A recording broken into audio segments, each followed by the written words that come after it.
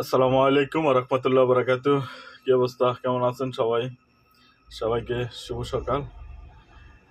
আম, আজকে গতকাল থেকে একটা জিনিস দেখলাম যে ফেসবুক স্ট্যাটাস বিভিন্ন লোকের বিভিন্নভাবে দেশের বিদ্যুতের যে অবস্থা, মানুষ না পারছে ঘুমাতে, না পারছে স্টুডেন্ট যারা আছে তারা ঠিকঠাক মতো পড়াশোনা করতে, আর যারা বয়স্ক মানুষ আছেন তাদের তো অবস্থা খুব ভয়ানক। বিদ্যুৎ আসার আগেই চলে যায় নাকি, এমন নাকি ঘটনাটা। তো ভাবছি যে এই বিষয়টা নিয়ে কিছু বলা উচিত, কারণ বিদ্যুৎ তো সরকারি প্রতিষ্ঠান না, এটা একটা ব্যক্তি মালিকানা সমিতি সিস্টেম।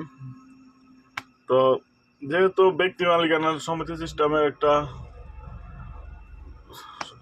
কোম্পানি, এই জিনিসটা সাথে আমাদের বাংলাদেশের প্রত্যেকটা ব্যক্তির সাথে কিন্তু জড়িত আছে এই পল্লী বিদ্যুৎ। যেহেতু বাংলাদেশের প্রত্যেকটা ব্যক্তির সাথে জড়িত আছে, সে জায়গায় মাঝে মাঝে নিউজ দেখতাম যে মিটার নাই, তারপরে নাকি 2, 4, 5 হাজার টাকা এরকম বিল আসে। আবার একটা ফ্রিজ, একটা টিভি কিংবা একটা ফ্যান, একটা লাইট চলে, ওইখানে যেখানে বিল আসার কথা 200 কিংবা 300 টাকা, সেখানে বিল আসে 2,000, 3,000 টাকা।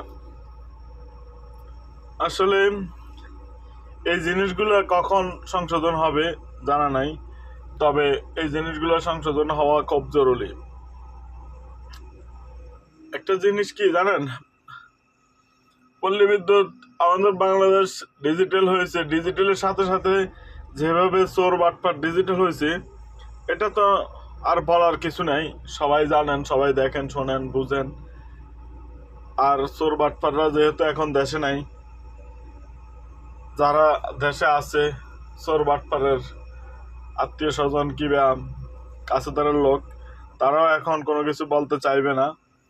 তো আমরা তাদেরকে ছাড়াই বলতে চাই, পল্লী বিদ্যুৎ ডিজিটাল মিটার সংরক্ষণ করার জন্য প্রত্যেকটা গ্রাহককে নোটিশ দিয়ে দেওয়া হয়েছিল, এবং নোটিশের মাধ্যমে ডিজিটাল মিটার সংরক্ষণ করে প্রত্যেকটা বাসায়, প্রত্যেকটা বাড়িতে লাগানো হয়েছে। সেই ডিজিটাল মিটারের মধ্যে যে চুরিটা শুরু হয়েছে, এটা আসলে ডাকাতির চেয়ে বহুত কিছু, ডাকাতির চেয়ে বড় মনে হয়।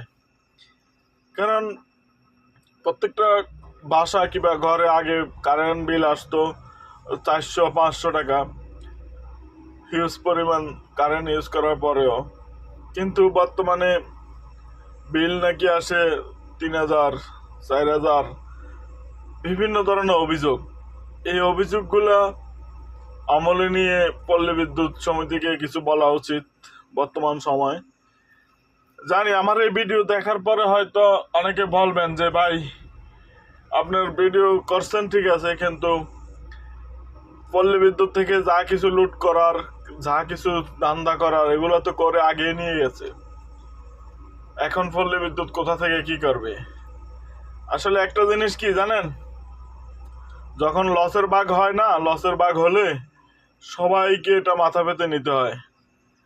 যেমন আমাদের দেশে যদি রাষ্ট্রীয়ভাবে কোনো লসের ভাগিদার হওয়া লাগে, সেটা আমিও হব, আপনিও হবেন।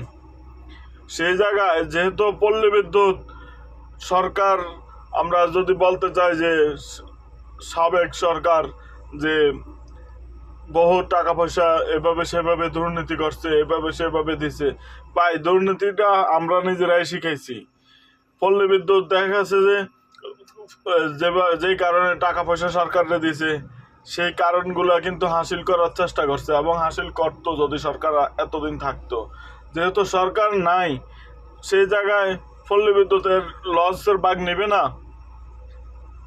আজকে যদি আমি ব্যক্তিগতভাবে আমার একটা কোম্পানি থাকতো, আমি কোম্পানিকে উপরের লেভেলে নিয়ে যাওয়ার জন্য আমিও তো তেল দিলাম হোক, আমিও তো এভাবে চুরি বাটপাড়ির টাকা দিলাম হোক, দান্দার টাকা দিলাম হোক। সেই দান্দার টাকা নিয়ে যদি চলে যেত, তাহলে এটা আমার লস হবে না? তো সেই লস আমি কেন মানতে চাই না? পল্লী বিদ্যুৎ এখন যে সমস্ত অজুহাতগুলো দিবে, এগুলো ভাই অযৌক্তিক। কারণ নিজেদের পেট বাঁচানোর জন্য, নিজেদের ধান্দার জন্য, নিজেরা ভালো থাকার জন্যই কিন্তু পাও ছিলেন। আর পাও সেটে যে এখন লস হচ্ছে সেটা দায়ভার জনগণ কেন দিবে? জনগণ থেকে তো কম নেন নাই। তো আমি আজকের এই বিষয়ে সামনে আরও অগ্রসর হতে চাই না। আমি চাই বাংলাদেশের পল্লী বিদ্যুৎ সুন্দর ব্যবস্থাপনার মধ্যে দিয়েই গ্রামগঞ্জে এবং শহর পুরো বাংলাদেশের মানুষকে সেবা দেখ। আর যদি এই সেবা পল্লী বিদ্যুৎ দিতে ব্যর্থ হয়ে যায় তাহলে আমাদের আন্দোলন চলবে যে আমরা পল্লী বিদ্যুৎ চাই না, সৌর বিদ্যুৎই আমাদের জন্য যথেষ্ট। তো যে যেখান থেকে ভিডিওটা দেখছেন নিশ্চয়ই শেয়ার করে দিবেন। সকলকে একমত হয়ে পল্লী বিদ্যুৎকে জবাবদিহির আওতায় আনা প্রয়োজন আছে বলে মনে করি। আজকের এই ভিডিওটা আমি এখানেই সমাপ্তি করতে চাই। সবাই ভালো থাকবেন, আমার জন্য দোয়া করবেন। আল্লাহ হাফেজ।